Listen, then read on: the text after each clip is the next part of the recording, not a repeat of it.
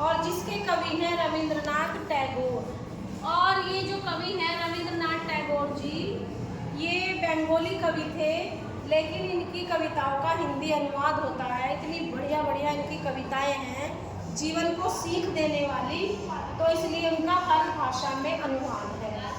और उन्होंने आत्मा की इच्छा उनकी क्या है वो जो लिखी उन्होंने, तो एनसीईआरटी ने देखा कि ये सब बच्चों के लिए बहुत उपयोगी है, इसलिए ये आपकी किताब में है। आपकी पुस्तक में सारी वो चीज़ें हैं, वो चैप्टर हैं जो आपकी लाइफ को आगे ले जाएंगे, आपके चरित्र को संवारेंगे और आपको बहुत सुंदर इंसान बनाएंगे अगर आप इन चैप्टर को फॉलो करो, इनकी आदतों को। तो आत्मत्राण में वो रविंद्रनाथ टैगोर जी ये कहते हैं कि मेरी इच्छा ये नहीं है कि मैं धन दौलत कमाऊं और मैं बहुत बड़ा पैसे वाला बनूं, या हे ईश्वर आप मुझे दुख मत दो, मैं ये नहीं मांगता।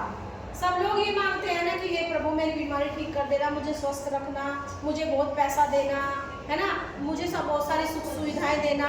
लेकिन यहाँ रविंद्रनाथ टैगोर जी उल्टा ही कर रहे हैं। वो कह रहे हैं कि मैं आपसे ये नहीं मांगता कि आप मुझे बहुत सारा पैसा दो, धन दौलत दो, मैं तो कहता हूँ आप मुझे गरीब बनाओ, आप मुझे बीमार करो, जितनी परेशानियां दुनिया में है वो सब मुझे दे दो, मैं आपसे ये मांगता हूँ। लेकिन उन सब चीजों से लड़ने की शक्ति मुझे दो।